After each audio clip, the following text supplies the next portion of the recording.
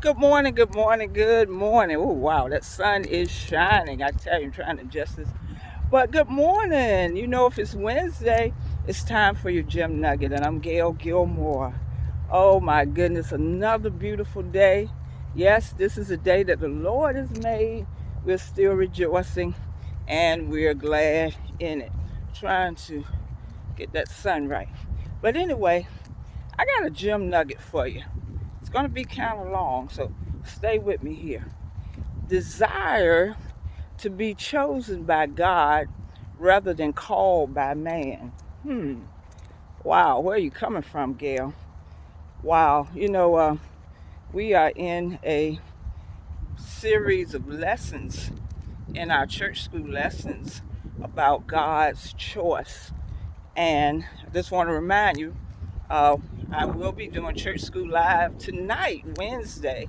I had something else I had to do online yesterday, so we didn't have it yesterday.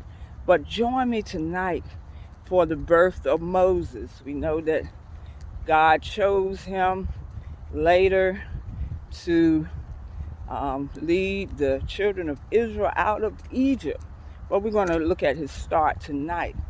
But thinking about being chosen, yesterday I attended the homegoing service of a young pastor, 47 years old. It was a beautiful celebration. I mean, spirit filled, praise filled homegoing.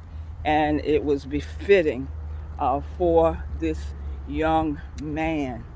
And I found out that he had been ill for quite a while. So ill that in his latter days, even trying to preach was a chore. He had to sit down a lot of times and preach. And then he had to call people in to preach. And then he was hospitalized the last 2 weeks of his life. But he just held out to the end. And so I went to the church yesterday early because I knew it was going to be a big service, and I knew I had to get out so I could take care of another task. But I was sitting there and saw a lot of friends, and me and someone was talking, and we were just talking. And she said, "Sister Gail, I see you have done a lot, and you have been effective in everything that you have done." And they said, "How do you do it?" I said the following. I said, "I've been chosen by God to do the things that I do, and He is the one that gives me the strength and the stamina to do it and the wisdom to do it." And the Lord dropped in my spirit Matthew 22:14, where Jesus said, "Many are called, but few are chosen."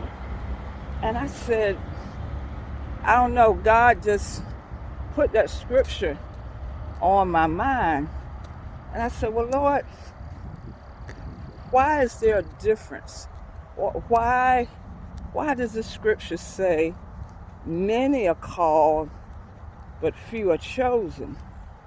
And he said, "Gail, there's a difference in who is initiating the action. Many are called by man to do certain things." And he's speaking to me just like this. "But I choose the few that will do what I ask them to do." He said, "I want you to think about David and Saul. The first king of Israel was Saul, because the people wanted a king. The people wanted um, someone to rule over them. And that really wasn't what God wanted, but He let them call Saul. And a lot of us know what happened with Saul. Saul lost the kingdom because he was not called by God, and God really knew what he was going to do beforehand. But he had chosen David. David, the least, a little shepherd boy. Samuel, when he went to anoint, Dad almost forgot David was out there. And sometimes, God chooses a lot of times the least, and the last will become first.